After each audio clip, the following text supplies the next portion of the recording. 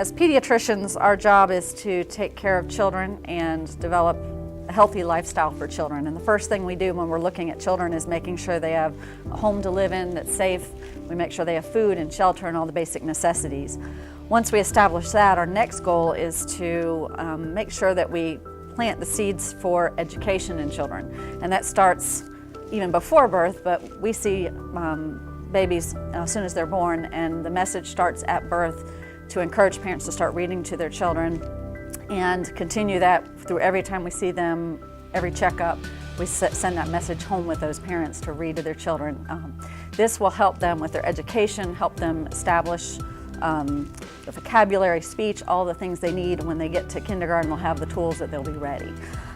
We live in a community that has a lot of poverty in our community, and we take for granted sometimes that we assume that patients have a library of books like my children had when they were little, and most of our patients don't have that. And so when I tell parents to read to their children, I'm saying that with the understanding that they may or may not have books at home. Well, unfortunately, some of our parents are so busy that they may or may not have that time to sit down, and that child can sit down by themselves and work on this with an older sibling or even by themselves and have a learning tool. So I think it's been an amazing tool for families. I stress that it doesn't have connection to the internet, which is a nice thing compared to a lot of the other things that are out there for tools for families with electronics. So it is a safe tool for the children to use, and it's got incredible programs for them to work on their education. So we've had this in our county and been able to give out a free seedling to children under the age of 5. Any child can get one, but it's especially important because we have it at the WIC office, which feeds the children with a nutrition program, with formula, with all of their needs.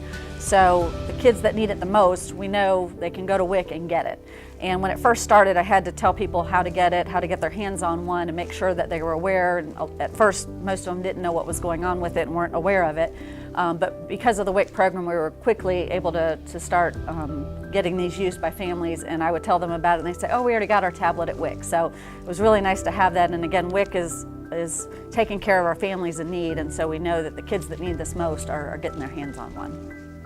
The drug world is pervasive, and when we have 8 out of 10 babies in a nursery that I'm on, with the most being on recreational drugs, there is a tremendous concern that these kids are going to be lost to society if we don't help them. And as I told physicians at the North Carolina Medical Society, we can build gated communities, we can build walls and hide ourselves, but if this % of our population fails and becomes our drug problem and our gang problem, we're in trouble. Society is in trouble. Education for these kids is the most important thing we can do, and ApSeed's attempt at this is to enter the world early of these kids who are disadvantaged and who are not getting all the prompts that we need to help them read. ApSeed has devised a way to allow the kid himself to learn his letters, his numbers, and to actually explore reading.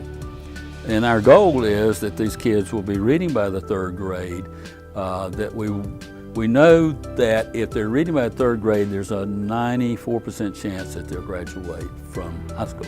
We know if they don't, it's about the same that they won't graduate from high school. So our hope is that they will, using this device, and that we will change this 20 or more % illiteracy that we have, and that we'll keep our kids off the street and out of gangs and out of prison.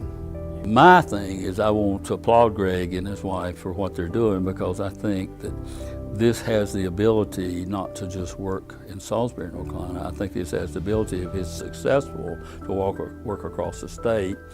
And if it works across the state, we're just basically a beta site. This thing can go national. So I'm just very proud to be a part of this program.